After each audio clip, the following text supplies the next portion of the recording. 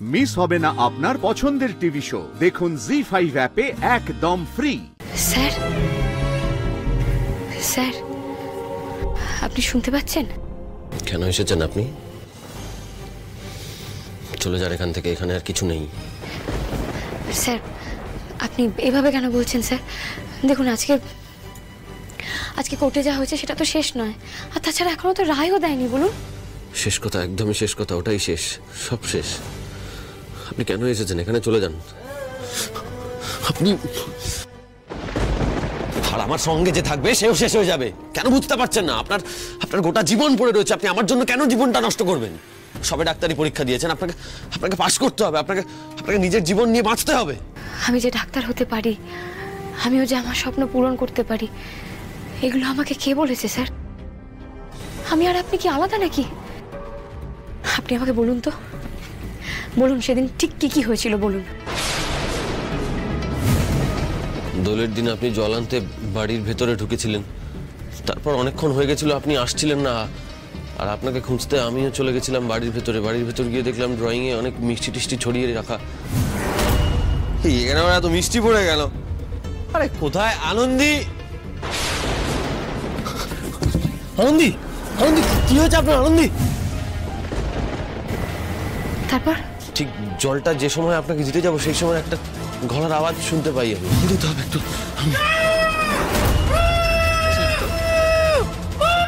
আরে দিয়া কেন চেঁচাচ্ছে? আমি সঙ্গে সঙ্গে আপনাকে ফেলে রেখে আমি চলে যাই দিয়ার ঘরে। গিয়ে দেখলাম ঘরের দরজাটা বন্ধ, আর ভেতর থেকে দিয়ার চিৎকার ভেসে আসছে। তার মানে দরজা আগে থেকেই ভেতর থেকে বন্ধ ছিল? দরজাটা বন্ধই ছিল। আমি অনেক চেষ্টা করেছিলাম দরজাটা খোলার, অনেক ধাক্কানোর চেষ্টা করি, কিন্তু খুলছিল না দরজাটা। তারপর দরজা কে খুললো? তারপর একটা সময় দরজাটা অটোমেটিক খুলে যায়। আমি ভেতরে ঢুকে যাই, ভেতরে ঢোকার পরেই অটোমেটিক দরজাটা বন্ধ হয়ে যায়। আর তারপর 4-5 জন মিলে আমার উপর অ্যাটাক করতে শুরু করে, আমাকে মারধর করতে শুরু করে।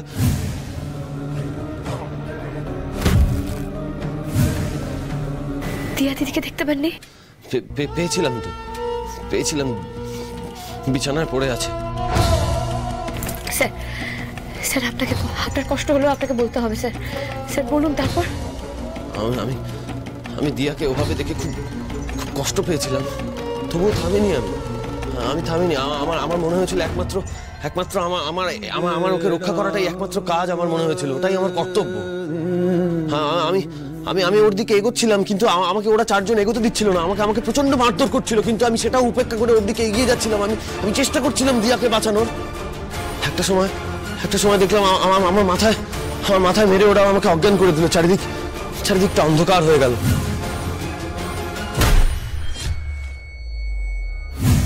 আর তারপর যখন আমার জ্ঞান ফিরলো, দিয়াকে দেখলাম ওই অবস্থায় পড়ে রয়েছে, আর আমার মাথায় অসহ্য যন্ত্রণা করছিল।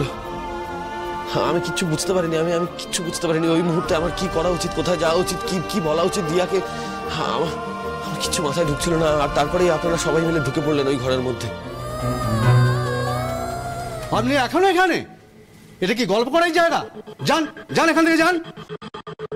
আমি আপনাকে এইভাবে শেষ হয়ে যেতে দেবো না স্যার, কিছুতেই না।